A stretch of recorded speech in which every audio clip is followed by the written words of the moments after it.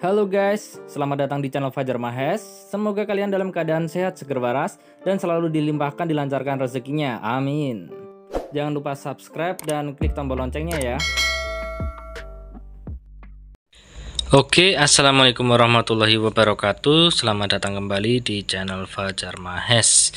Di video kali ini saya akan menjelaskan tentang penyebab mobil terbakar akibat dari pemasangan lampu aksesoris. Oke, yang pertama saya jelaskan dulu bahwa penyebab mobil terbakar itu bukan kesalahan dari lampunya, melainkan itu kesalahan dari pas waktu instalasinya maupun dari usernya. User itu si pemakai lampunya, karena diciptakannya lampu tembak ini gunanya untuk sebagai lampu tambahan untuk membantu ketika lampu utama kita itu tidak mampu menerangi jalan pada situasi kondisi tertentu gitu ya guys ya. Jadi lampu tembak ini bukan untuk menyilaukan lawan arah, bukan pula untuk dinyalakan secara terus-menerus. Padahal pada saat ini kebanyakan orang yang memasang lampu tembak seperti ini itu malah dijadikan lampu utamanya dia, alias dipanteng atau standby nyala terus.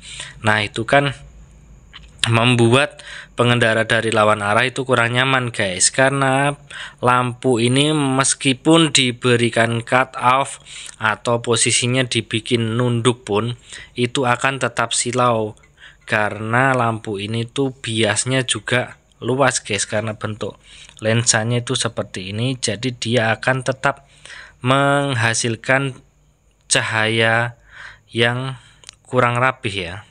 Walaupun rapih cut off-nya, tapi itu tetap kelihatan silau di mata dari pengendara lawan arah ya guys ya. Terus kembali ke topiknya, mobil terbakar akibat lampu aksesoris itu salah ya guys ya. Mobil terbakar akibat lampu aksesoris itu kesalahan pada yang pertama saat pemasangan. Biasanya yang sering mobil terbakar itu mereka instalasinya menggunakan kabel yang kecil ini guys, kabel ukuran 0,5 ini kalau nggak salah ya, ukuran paling kecil ini guys. Dan ini salah banget ketika diaplikasikan ke lampu tembak yang seperti ini. Rata-rata lampu tembak ini tuh memiliki daya sekitar 25 watt atau 30 watt, sedangkan untuk kabel ini tuh dia tidak akan mampu menghantarkan panas dari daya ini guys.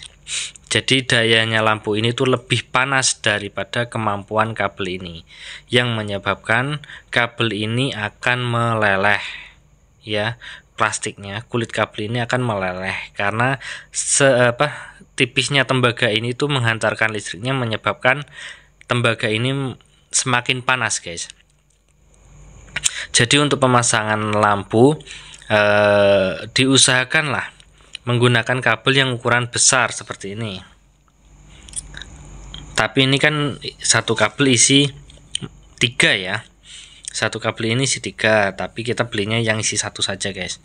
Ada tuh yang ukuran 2,5 lah minimal, 2,5 mm atau 3 mm kalau ada ya. Tapi kebanyakan di toko itu adanya 2,5 mm. Nah, kabel itu sangat aman sekali guys untuk menghantarkan listrik atau arus yang menimbulkan panas ya, karena daya lampunya itu berbeda-beda. Ada juga yang satu lampu 50 watt itu lebih besar lagi, dan jangan sampai pakai kabel yang ukurannya kecil. Jadi kalau misalkan kalian niat modif itu ya jangan tanggung-tanggung kalau keluar duit. Kalau misalkan pengen irit ya jangan modif. ya gitu lah ya guys ya.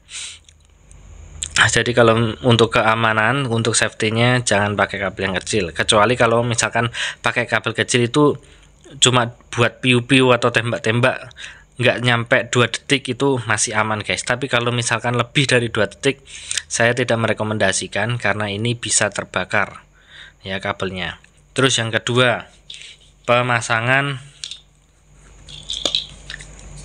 sekring Ini penting sekali guys. Pemasangan sekring ini tuh kalau misalkan terjadi konsleting pada kabel ini ya. Misal kabel ini konslet. Nah, maka arus itu akan terputus di sekring ini guys. Sehingga kita dapat meminimalisir terjadinya kebakaran pada kendaraan atau mobil ya. Yang putus jadi sekringnya di sini kalau misalkan terjadi konsleting. Terus berikutnya pemasangan relay.